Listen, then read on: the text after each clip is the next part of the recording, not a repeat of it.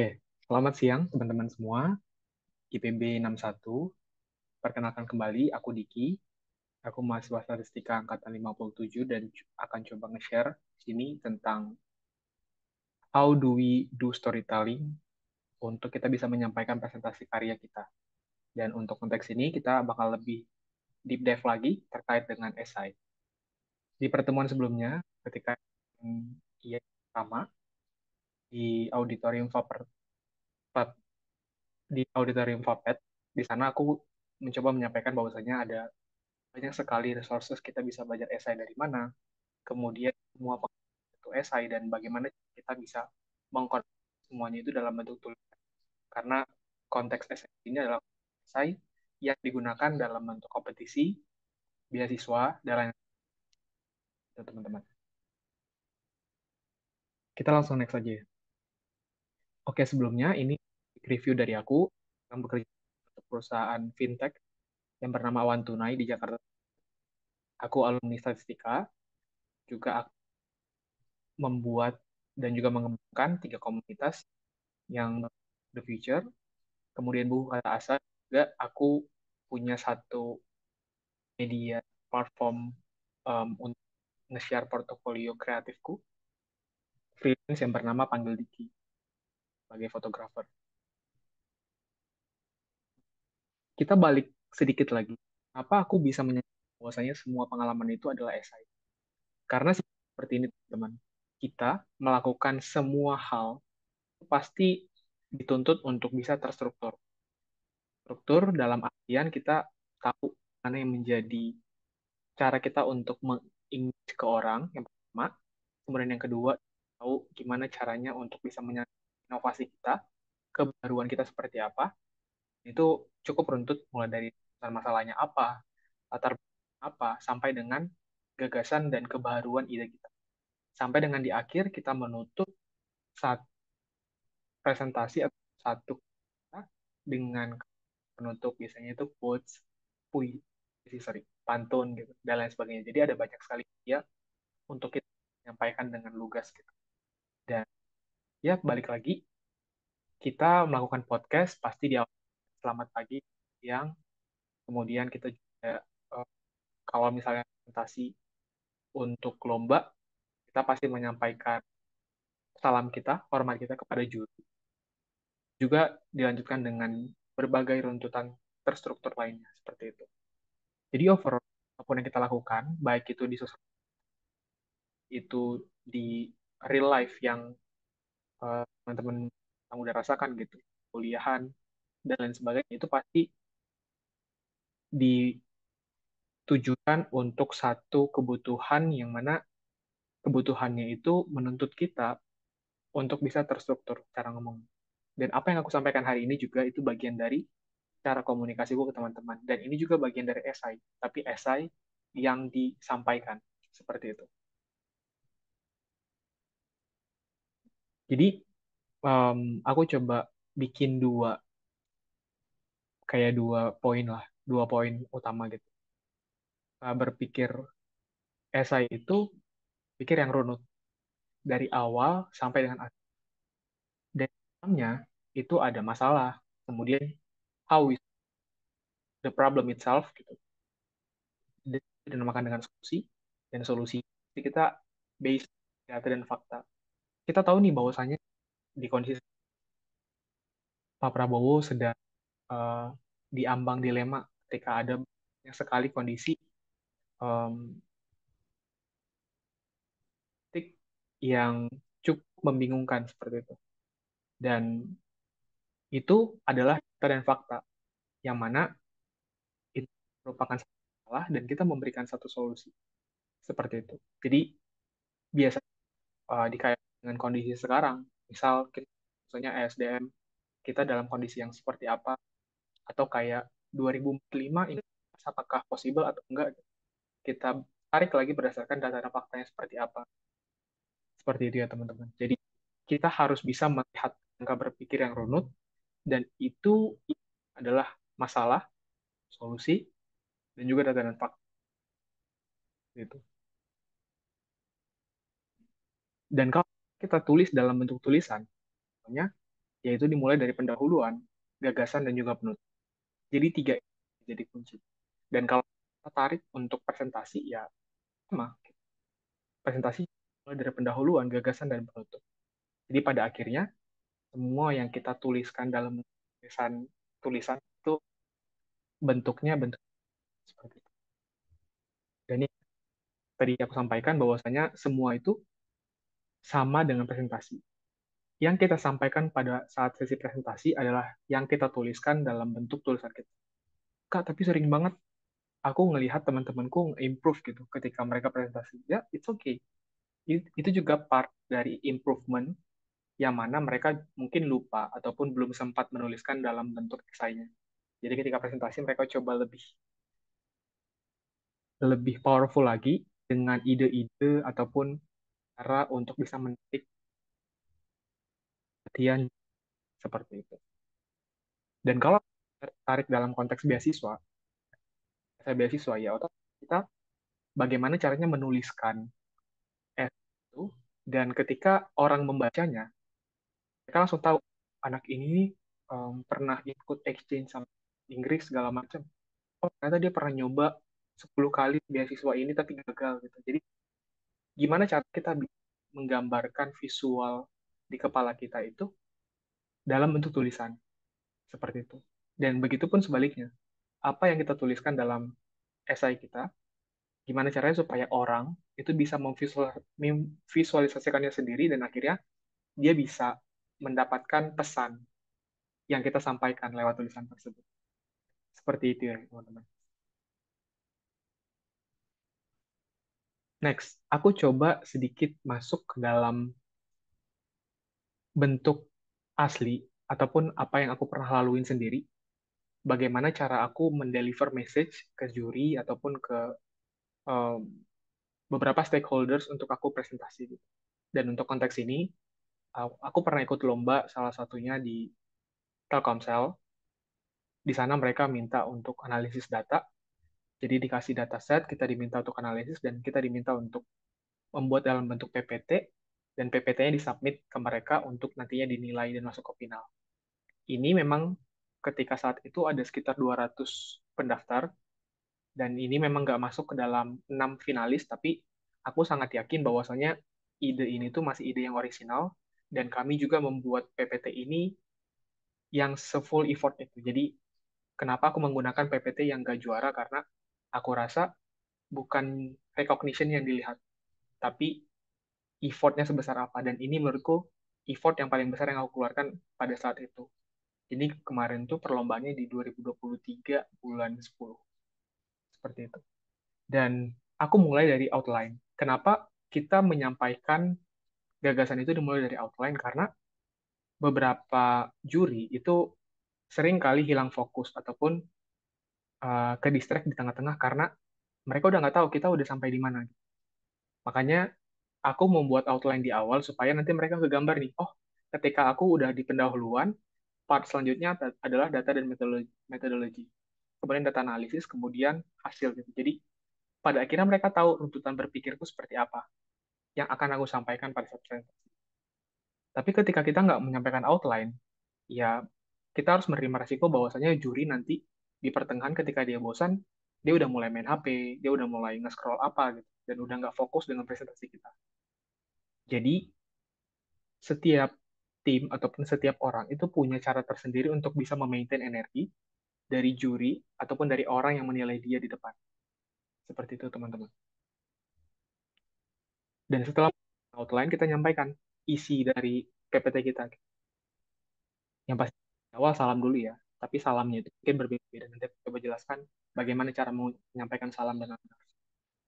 Dan masuk ke dalam isi, isinya ya ada latar, kemudian ada ide apa yang kita bawa dan kebahagiaan seperti apa.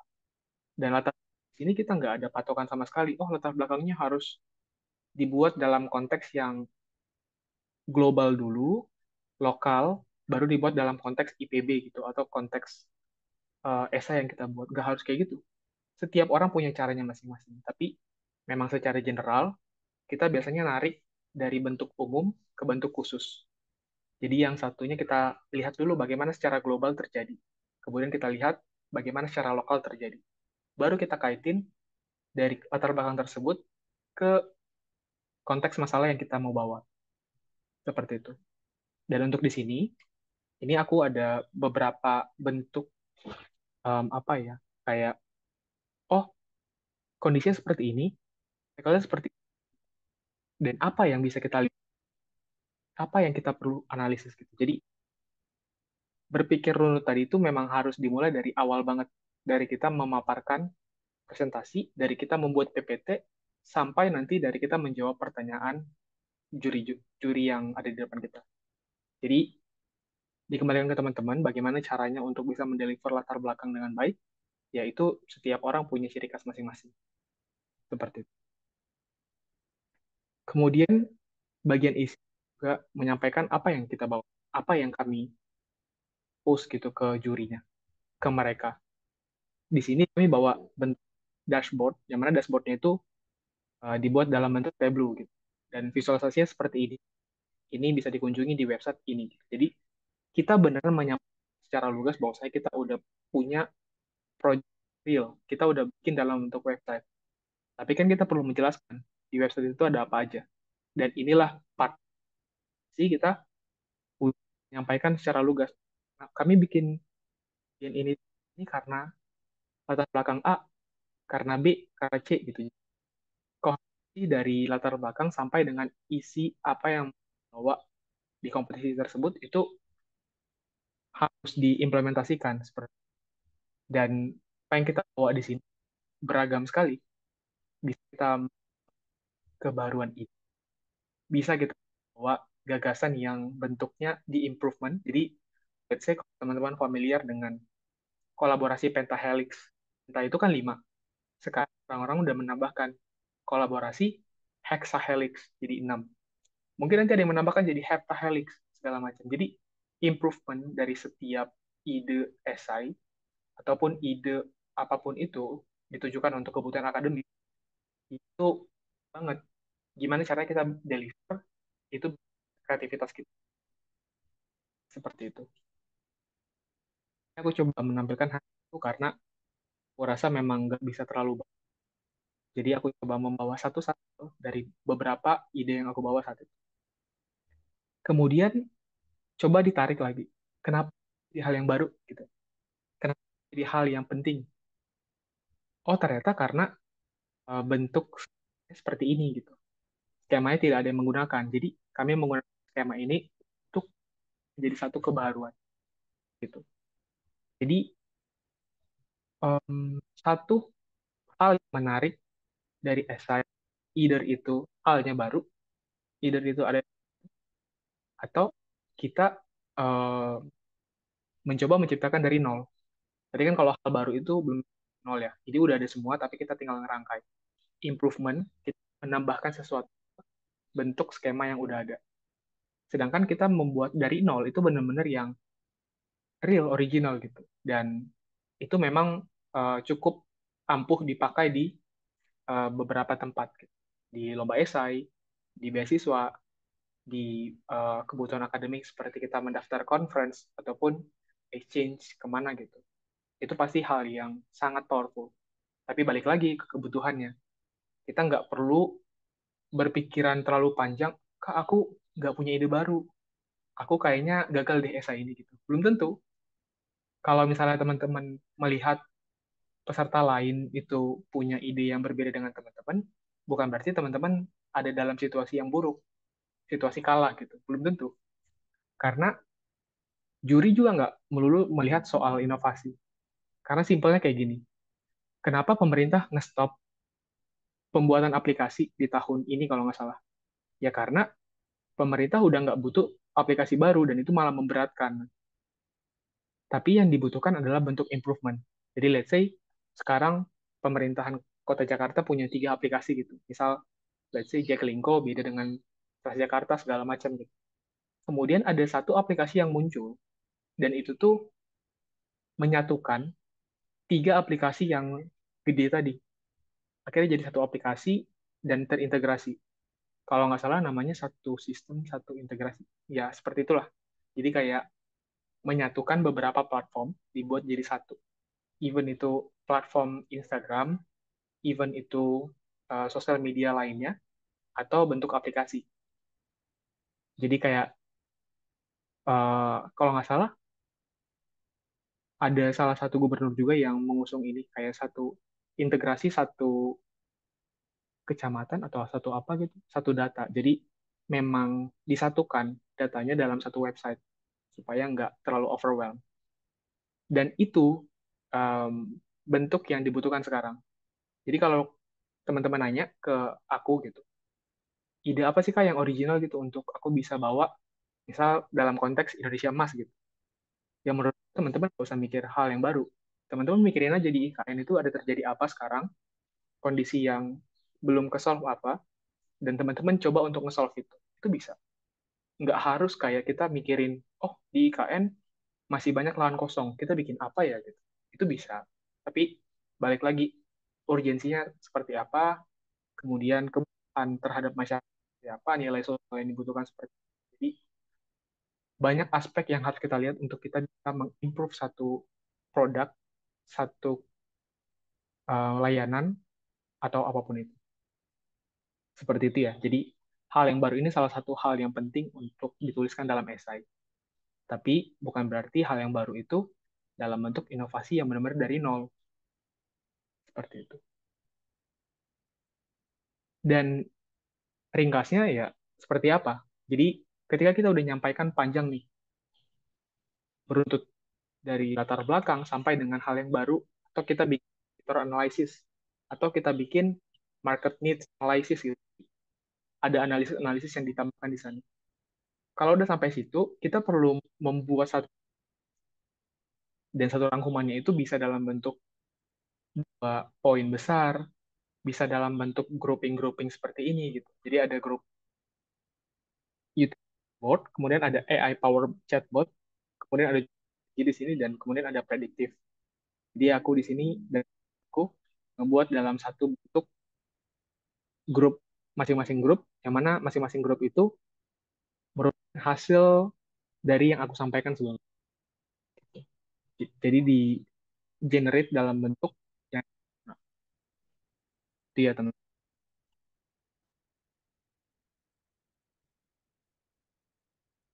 Dan ya presentasi yang baik itu dari pembuka yang unik aja.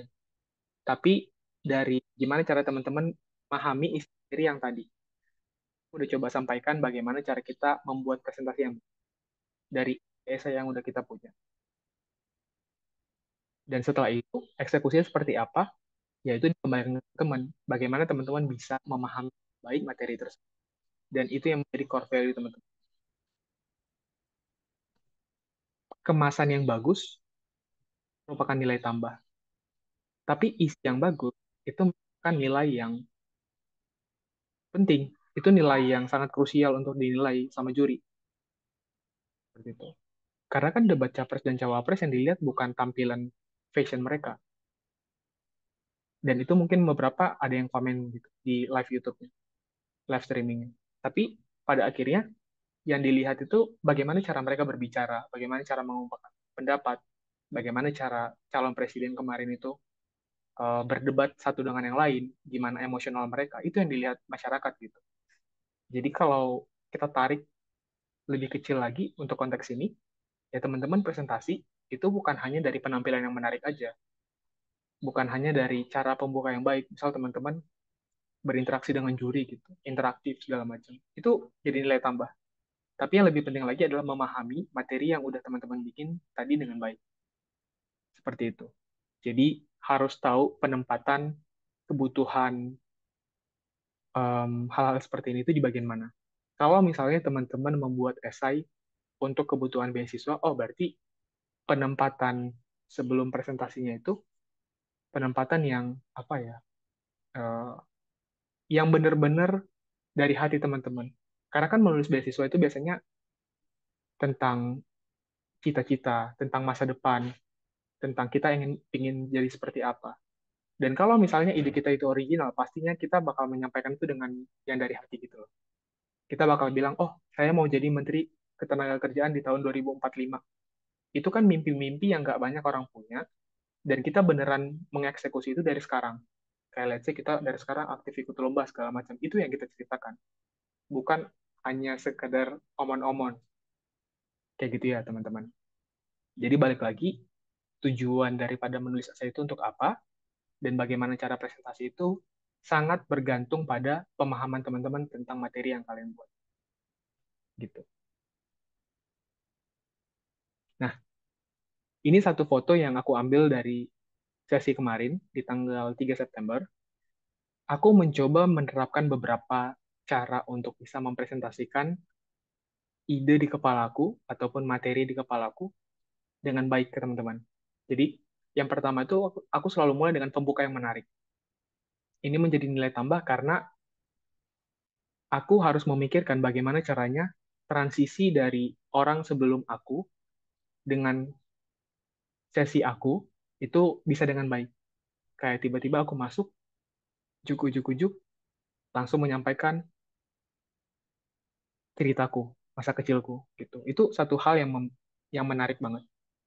Tapi kalau misalnya kita tarik dalam kondisi lomba esai, teman-teman masuk itu bisa aja dengan bawa properti atau teman-teman langsung kasih salam, itu bisa kayak uh, selamat pagi atau kayak misalnya teman-teman menyesuaikan lagi di kondisi. Misal teman-teman lagi presentasi di daerah Sulawesi, teman-teman pakai bahasa daerah di sana untuk bisa menyampaikan salam itu satu hal yang plus juga loh. Jadi pembuka yang menarik itu bisa menarik atensi juri dan ada banyak cara gitu. Dan yang kedua itu terkait dengan komunikasi tambahan dengan bahasa tubuh. Jadi aku kenapa mencoba untuk lebih jauh dari laptop supaya aku bisa menyampaikan dengan bahasa tubuh tanganku ini gitu. Dan itu juga jadi nilai tambah karena kita bukan tidak akan kelihatan seperti orang yang menghafal karena dengan ini juga kita bisa menambahkan maksud dari yang kita sampaikan. Bisa aja beberapa ada yang kecenderungannya itu um, visual, jadi dia memang melihat gerak-gerik tubuh kita. Tapi kalau misalnya kita bikin diem aja gini, tanpa gerakan tangan, pasti orang ngiranya kayak, ih, podcast gitu. Ih, cuman untuk auditori. Jadi, nggak merangkul keseluruhan. Dan aku coba membuat ini di poin kedua karena bahasa tubuh itu menjadi poin yang penting juga. Dan runtutan yang pertama pasti pembuka yang menarik, kemudian bahasa tubuh, kemudian yang ketiga, antusias. Aku harus bisa menyampaikan gagasanku dengan powerful, supaya orang energinya langsung ke boost gitu loh. Jadi bukan yang uh, leha-leha, bukan yang santai-santai gitu, tapi antusias dulu.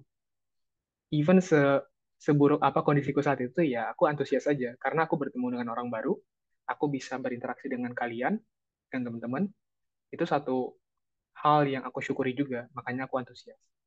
Dan yang keempat, harus terstruktur. Jadi dari semuanya itu kita harus bisa terstruktur untuk bisa menjawab pertanyaan, untuk bisa berdiskusi, untuk bisa berdialog. Jadi ketika misal ada juri yang menanyakan gitu, apa yang membuat analisis kamu ini baru untuk rentang waktu 3 sampai 4 tahun ke depan gitu. Yang pertama kali kita keluarin dari mulut adalah, baik, terima kasih Bapak Ibu untuk pertanyaannya. Saya sangat senang Bapak Ibu concern dengan hal ini. Bla bla bla bla bla gitu. Jadi pada akhirnya memang kita menyampaikan salam dulu, menyampaikan isi baru kita tutup nanti dengan kesimpulan ataupun penutup yang sederhana untuk tanya jawab. Dan yang terakhir, kita harus pakai pesan penutup yang original. Bisa lewat pantun, bisa lewat gerak-gerik tubuh, bisa lewat terima kasih yang benar-benar dari hati, karena itu beda ya. Jadi cara kita itu pasti unik dan cara kita itu belum ada dipakai orang lain. Itu mungkin bisa jadi satu poin plus gitu. Karena kan biasa jurinya itu akan lebih melek ketika kita udah mau selesai. Jadi di awal mereka bakal perhatikan, di pertengahan udah agak agak agak hilang atensi. Di akhir ketika kita bilang kita udah mau selesai, mereka bakal ngeliat kita lagi tuh. Jadi mereka standby. Penilaian itu di kertas. Jadi coba buat pembukaan dan penutupan itu yang menarik dan original. Tapi jangan sampai kehilangan esensi dari isinya. Karena isinya itulah yang menjadi core value apa yang teman-teman sampaikan. apa yang teman-teman tuliskan di esai. Seperti itu. Dan di sini aku mencoba ngebold 3 poin, menarik, terstruktur, dan juga original. Disingkatnya, mentor. Gitu. Dan part yang terakhir, di sini aku menyampaikan bahwa saya teman-teman harus bisa jadi diri sendiri. Kalau misalnya mau nge-apply satu beasiswa di luar, emang aku belum diterima ya untuk beasiswa LPDP karena aku belum mencoba juga. Tapi aku yakin apa yang aku sampaikan hari ini adalah bentuk akumulasi pengalaman-pengalaman sebelumnya yang bisa mengantarkanku sampai di titik saat ini. Dan hal yang aku sering bawakan itu jadi diri sendiri aja. Kalau gagal ya bilang gagal, kalau sukses, kalau diterima ya dibilang diterima, kalau punya cuma 10 atau cuma punya satu achievement yang disampaikan satu aja gitu, jangan dilebih-lebihkan. Jadi menjadi diri sendiri itu satu hal yang sering kali disalahartikan sama orang lain gitu. Apalagi dengan ada bahasa personal branding sekarang. Banyak orang yang merasa bahwasannya dia nggak flexing, dia memang melakukan personal branding. Tapi di sisi yang sama, dia juga sangat menginginkan teman-temannya, orang-orang sekitarnya itu memuji dia. Nah, itu yang salah. Esensi dari personal branding yang semakin mengarah ke negatif. Dan kalau misalnya ditarik untuk konteks ini, esai, kalau teman-teman melebih-lebihkan bahasa di esai teman-teman, jadi nggak jujur segala macam, ya pada akhirnya mengarah ke negatif gitu. Teman-teman bakal nggak bisa jawab pertanyaan dari juri, teman-teman bakal ngangong gitu, teman-teman bakal bingung. Jadi ya coba pakai hmm, pakai keorisinal keorisinalitasan dari teman-teman supaya bisa ngedeliver message dengan baik. Yang kedua, jangan malu untuk minta saran ke siapapun. Jadi sekarang teman-teman IPB 1 kan udah diwadahi dengan mentor, kemudian beberapa fasilitas dari IPB Prestasi yang mengajak teman-teman untuk ayo sini kita bareng-bareng untuk ikut kompetisi esai, untuk belajar bikin satu gagasan ide gitu, belajar untuk bisnis segala macam gitu. Jadi pada akhirnya IPB Prestasi memang udah mewadah. Tinggal teman-teman yang berani untuk bisa nge-approach alumni-alumni ataupun kakak-kakak yang udah punya track record yang baik gitu, yang udah punya pengalaman segudang ataupun punya pengalaman seminimalnya satu gitu untuk bisa di-sharingkan ke teman. Dan yang terakhir, harus selalu menjadi pembelajar dari apapun hal yang teman-teman sekarang lewatin, yang teman-teman sekarang lakukan. Jadikan itu satu pelajaran dan jadikan itu satu bentuk milestone yang harus teman-teman lewati. Dan kalau misalnya lagi ada di fase down, tetap semangat. Kita nggak tahu kapan kita akan di titik karir yang bisa dikatakan sukses, tapi yang bisa kita lakukan adalah berusaha, bekerja, dan berdoa. Seperti itu. Dariku cukup sekian, materinya cukup simple, dan PPT yang aku gunakan hari ini juga cukup minimalis gitu. Jadi, feel free kalau teman-teman punya pertanyaan ataupun hal-hal yang ingin ditanyakan lewat sosial mediaku, bisa lewat LinkedIn ataupun Instagram. Nama aku Diki Girsang, jadi kalau teman-teman visit LinkedIn-ku mungkin beberapa udah ada yang connect, beberapa yang belum, tapi harapannya kita dari meskipun medianya online, kita bisa belajar bareng dan teman-teman nggak takut, nggak sungkan untuk bisa ngechat ataupun bertanya kepadaku. Dariku cukup sekian, aku Diki. Terima kasih teman-teman. Sampai jumpa.